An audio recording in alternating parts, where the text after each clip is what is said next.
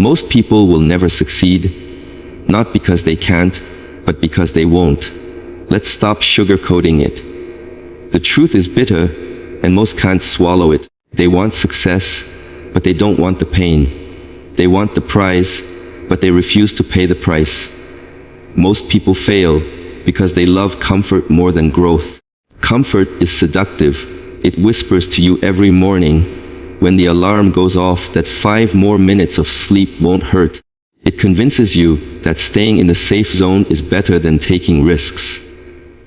Comfort tells you that tomorrow will always be there, that opportunities will wait for you, that life can be paused and resumed whenever you want.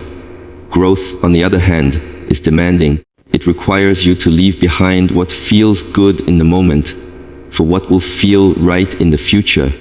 It requires you to put yourself in uncomfortable situations where you are challenged, where you might look foolish, where you might fail.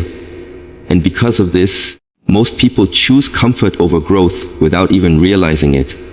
The comfort zone is like a warm blanket. It keeps you secure, but it also traps you. It prevents you from seeing what you are capable of. It keeps you living the same year over and over again and calling it a life. The world outside your comfort zone is full of lessons, experiences, and opportunities that could completely change who you are, but you never see them because you refuse to step outside.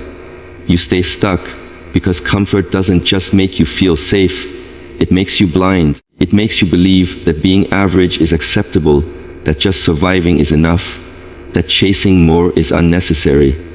And slowly, without you even noticing, comfort kills your hunger, your passion, your drive. Growth is uncomfortable because it forces you to face the truth about yourself. It shows you where you are weak, where you lack discipline, where you need improvement. Most people don't like that mirror. They don't want to see their flaws exposed, so they hide in comfort where no one questions them, where they never have to confront their limitations. But by avoiding discomfort, they also avoid growth. They stay the same person year after year, while the few who embrace discomfort transform into someone stronger, smarter, and more capable. Growth requires you to take action, even when you are scared, to move forward even when you are uncertain, to keep pushing even when you want to quit. That is why only a few choose it, and those few are the ones who eventually succeed. Think about the difference between lifting a heavy weight and sitting on the couch. The couch feels good in the moment, it gives you rest and pleasure, but it leaves you weak. The heavy weight hurts in the moment, it burns, it tests your strength, but it builds you. Comfort is the couch of life, growth is the heavy weight. Most people choose the couch because it is easy, because it doesn't ask for effort, because it doesn't hurt.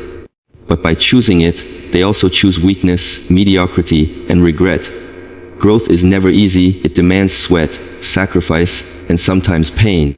But it rewards you with strength, resilience, and fulfillment. People dream about success while living in comfort, not realizing that the two cannot coexist. You cannot have the life you want while staying the same person you are.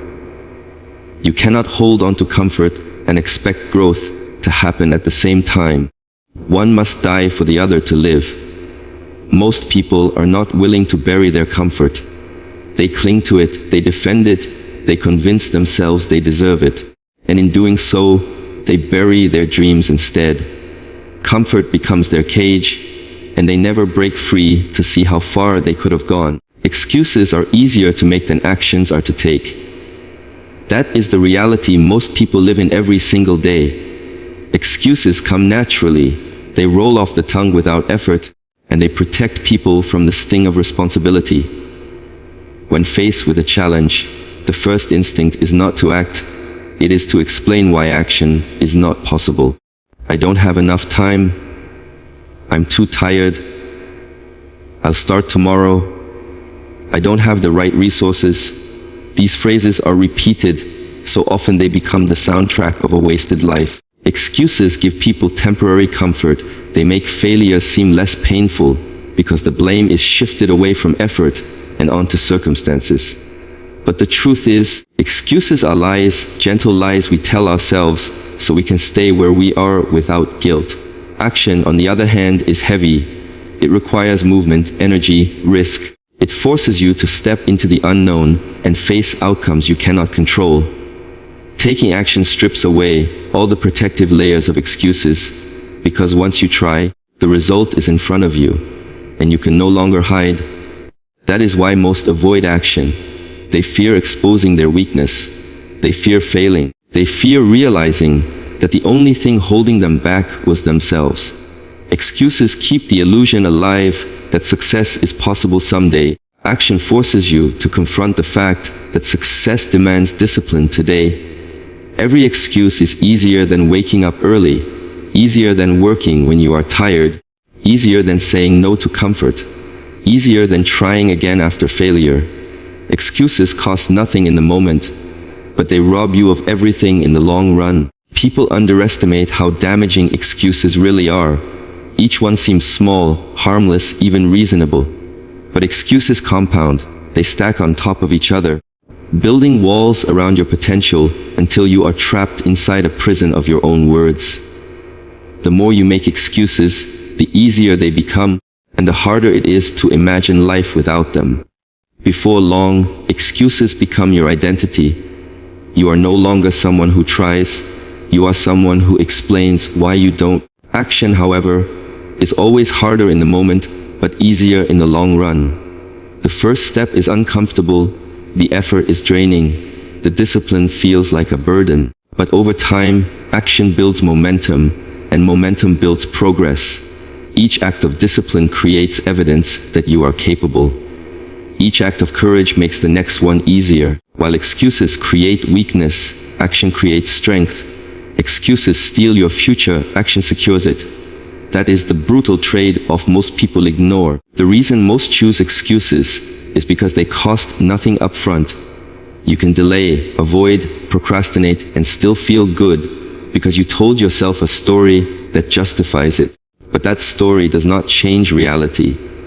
Time is passing, opportunities are disappearing, and the gap between who you are and who you could be is growing wider. Excuses buy you comfort now, but they sell your future cheap.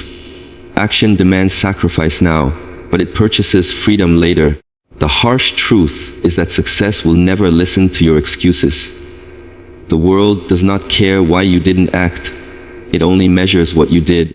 Nobody is rewarded for the obstacles they described, only for the actions they took despite those obstacles. The difference between those who succeed and those who don't is not talent, not luck, not background. It is simply this: one group takes action, while the other makes excuses. Fear of judgment keeps people trapped in mediocrity. The eyes of others are like chains around their necks, holding them back from chasing what they truly want. They worry constantly about what people will say if they fail, if they stumble, if they look foolish. Instead of moving forward, they freeze, paralyzed by the opinions of people who are not even living their life. The harsh truth is that judgment is unavoidable. No matter what you do, someone will criticize you, someone will laugh, someone will whisper behind your back. Yet most people spend their lives trying to avoid this inevitable reality. They shrink themselves down, they dim their light, they silence their voice just to fit into a box that keeps them safe from judgment. But that safety is an illusion, because in protecting themselves from criticism, they also protect themselves from success. Mediocrity feels safe because the crowd lives there. When you choose the average path, you blend in. No one points fingers, no one mocks you, no one says you're crazy. But the price of blending in is invisibility. You sacrifice the chance to be extraordinary in order to stay hidden in the crowd. People fear being different, yet it is difference that creates greatness. The ones who succeed are always the ones who dared to stand out, the ones who chose to be judged instead of being forgotten. Most never find out what they could become, because they let the opinions of others suffocate their ambition before it has a chance to grow. The fear of judgment is powerful because it attacks the ego. It tells you that if you fail publicly, you will be exposed as weak, incompetent, or foolish. It convinces you that being laughed at is worse than living a life of regret. And so, people choose silence over expression, inaction over risk, comfort over courage. They convince themselves it is better to stay unseen than to risk being seen and criticized. But every time they make that choice, they reinforce the chains of mediocrity around themselves. Judgment becomes their master, and they live as prisoners, even if the prison is invisible. The irony is that the people they fear being judged by are often not even paying attention. Most people are too busy with their own lives, their own struggles, their own insecurities to truly care about what someone else is doing. Yet the fear of their imaginary criticism controls decisions, dictates actions, and kills dreams. And even if people do judge, their words carry no real power unless you give it to them. The successful understand this truth. They know judgment is noise, and they refuse to let noise dictate their future. Fear of judgment is also rooted in the need for approval. People want to be liked, accepted, validated. They want others to clap for them, to cheer them on, to tell them they are doing well. But chasing approval is a trap, because the same people who praise you today can condemn you tomorrow. The same crowd that cheers for you can turn against you in an instant. Building your life on the foundation of other people's opinions means your stability is never in your hands. Those who truly succeed are the ones who stop asking for permission to live boldly. They move forward regardless of who claps and who criticizes. Every person who has ever achieved something remarkable has been judged. They were called crazy, unrealistic, arrogant, foolish. But they endured it, and because they endured it, they broke free from mediocrity.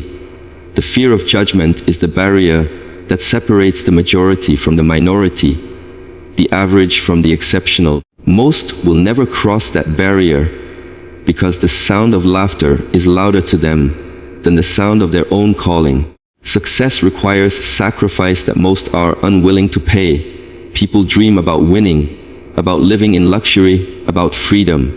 But when it comes to the price, they step back. Sacrifice is the currency of achievement, and it is expensive. It demands your time, your energy, your comfort, sometimes even your relationships. Most are not willing to pay in full. They want the rewards, but not the struggle. They want the outcome, but not the process. They talk about goals as if words will manifest them. But the truth is that every goal comes with a cost, and only those who are willing to sacrifice truly collect the prize. Sacrifice means giving up what is easy in order to gain what is meaningful. It means saying no to late nights of distraction so you can wake up early and work. It means saying no to parties and temporary pleasures so you can build skills, discipline, and momentum. It means trading immediate gratification for long-term fulfillment. But this trade is where most people break. They can't let go of the present comfort in order to claim the future reward. The couch feels better than the gym. The phone feels better than the book. The weekend escape feels better than a late night grind. Little by little, these choices add up, and soon years are wasted in comfort, while the dream stays untouched. People admire those who succeed, but they do not envy the sacrifices those people made along the way. They see the result, not the cost. They see the medal, not the sleepless nights. They see the wealth, not the decades of discipline. They see the spotlight, not the years spent in the dark. The successful are not superhuman. They are simply willing to give up what others refuse to. They are willing to endure hunger, pain, rejection, and failure because they understand that sacrifice is not punishment. It is the gateway to transformation. Most people approach success with conditions. They say, I will work hard, but only if it's easy. They say, I will pursue my dream, but not if I get tired. They say, I will sacrifice, but not too much. And that is why they fail. Success is not conditional. It demands everything. It demands you keep going even when the rewards are invisible, even when the results are slow, even when no one is clapping for you. It demands you put your dream above your excuses, above your distractions, above your fears. Most people are unwilling to rearrange their priorities that way, and so they settle for mediocrity. Sacrifice is not just about giving things up, it is about who you become through the process. Every sacrifice sharpens your discipline, strengthens your resilience, and proves your commitment. When you give up comfort for consistency, you build character. When you give up distraction for focus, you build clarity. When you give up the easy path for the hard one, you build strength. And it is that strength, not luck, that produces success. The tragedy is that people often underestimate how much they are already sacrificing by not sacrificing. They think they are avoiding loss by choosing comfort, but in reality, they are losing years of their life to mediocrity. They are sacrificing their potential for temporary pleasures, sacrificing their future for the present. Whether you realize it or not, you are always sacrificing something. The question is not if you will sacrifice, but what you will sacrifice. Most choose to sacrifice their future in order to protect their comfort today. The few who succeed do the opposite. They sacrifice their comfort today to secure their future. Weakness survives when people protect it instead of killing it. Every person carries within them a weaker version of themselves, the side that craves ease, comfort, and shortcuts. That weak self whispers constantly, telling you to rest when you should rise, to quit when you should persist, to choose the easy path instead of the right one. For many, that weak self becomes the dominant voice because they do not fight it, they protect it. They defend their excuses, they justify their laziness, they nurture their fears. Instead of exposing weakness and destroying it, they give it shelter, and once you give weakness shelter, it grows stronger until it controls your life. Protecting weakness often disguises itself as being kind to yourself. People say, I deserve a break, even when they have not earned one. They say, I need balance, when what they really need is discipline. They say, I'm only human, as a shield against effort. These phrases sound harmless, even reasonable, but they are armor for the weak self. They protect the part of you that resists growth. And when you protect your weakness, you betray your strength. Weakness survives in comfort zones. Every time you choose the easier option, every time you avoid the hard conversation, every time you run from discomfort, you feed weakness. It becomes stronger not because it is powerful, but because you keep giving it power. Discipline is what starves weakness, but most people never cultivate it because discipline requires war, and war is uncomfortable. Killing weakness means confronting the parts of yourself you would rather avoid, the laziness, the fear, the procrastination, the insecurity. It means looking at yourself without excuses and deciding that who you are now is not good enough for who you want to become. That kind of honesty is painful, and most cannot handle it, so they protect weakness instead. The harsh truth is that weakness does not disappear on its own. It grows if left unchecked. The more you listen to its whispers, the louder they become. The more you give in, the harder it becomes to resist.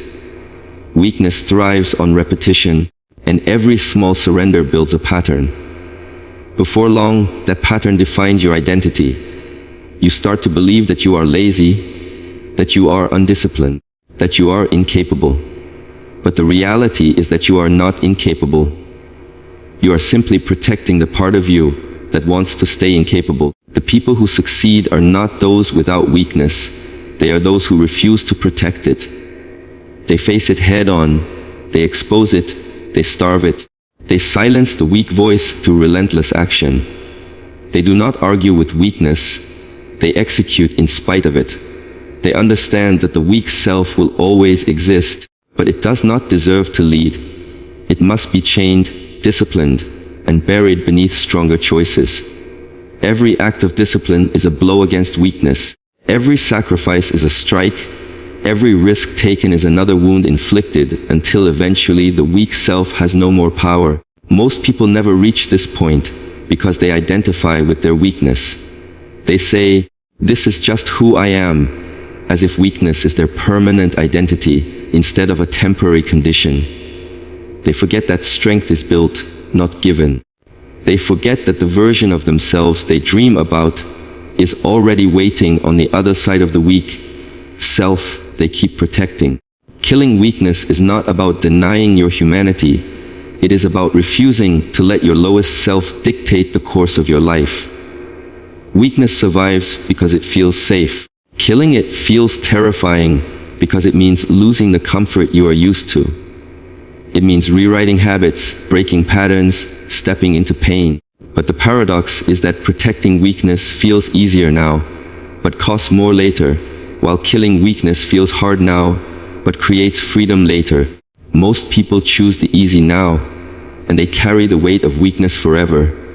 The few who succeed choose the hard now, and they walk into strength that lasts a lifetime. Success belongs only to the few who choose discipline over excuses.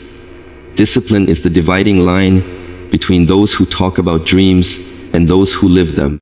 Excuses are cheap, they come easily, and they make you feel better for a moment, but they change nothing.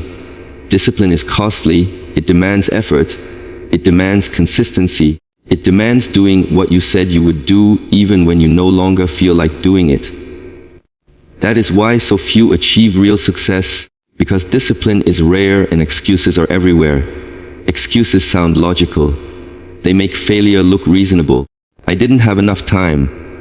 I wasn't ready. I'll try again when things are better. Each one seems justified, but each one is poison. The more you use excuses, the more they shape your identity. You become someone who explains instead of someone who executes. Discipline, however, does not ask for explanations. It asks for proof. It asks for the evidence of action. Discipline is waking up when the alarm rings, not negotiating for 5 more minutes. Discipline is sticking to the plan when distractions scream louder. Discipline is choosing to do what must be done, instead of what is easy to do. Excuses will always present themselves, like doors inviting you to escape the discomfort of effort. Discipline is choosing not to walk through those doors. It is standing firm in the storm of doubt, fatigue, and temptation. That choice separates the average from the exceptional. Most people live on the side of excuses because it feels safer, but the truth is that excuses steal your future in silence. They rob you slowly, without drama, without alarm, until one day you realize years have passed and nothing has changed. Discipline is harder in the moment, but it builds a future you can be proud of. Success does not demand perfection, it demands consistency. Discipline is the tool that creates that consistency. Small daily actions, repeated without fail, build momentum, and momentum builds transformation. Excuses interrupt the process, they break momentum, they reset progress back to zero. That is why so many start strong but never finish. They let excuses interrupt what discipline could have completed. The winners are not the most talented, not the luckiest, but the ones who simply kept showing up when everyone else gave up. Excuses are emotional, discipline is logical. Excuses are driven by how you feel in the moment, by the desire for comfort, by the fear of failure. Discipline ignores those emotions and follows the plan.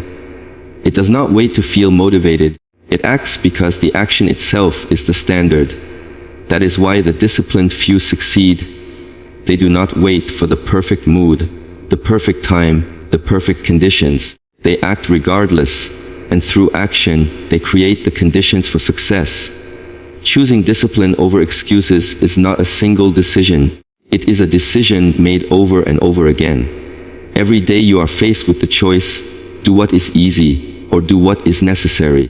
Most people give in to ease and justify it with excuses. A small surrender here, a little compromise there, and soon their entire life is shaped by avoidance. The few who succeed choose the harder path repeatedly, until it becomes natural, until it becomes who they are. They stop negotiating with themselves, they stop arguing with weakness, they simply execute. Discipline is not glamorous, it is not loud, it is not exciting. It is boring repetition, it is silent effort. It is the grind no one claps for. Excuses are more attractive because they free you from that grind, but they also keep you chained to mediocrity. The harsh truth is that only those willing to embrace the dull weight of discipline ever taste the extraordinary sweetness of success. Most people will never succeed because they choose comfort, they choose excuses, they choose fear, they choose safety, they choose weakness, and they reject the discipline that could have saved them. Success was never designed for the many, it was designed for the few who are willing to pay the price, to endure the sacrifice, to silence the excuses, to face judgment, to kill weakness, and to live with discipline when everyone else runs from it. The harsh truth is simple. If you live like most people, you will end up like most people, forgotten and regretful. But if you dare to rise above the crowd, if you dare to do what most will not, you will claim the life most will never touch. Success is not about chance, it is about choice. And every day, with every decision, you are proving whether you belong with the majority who talk or the minority who do.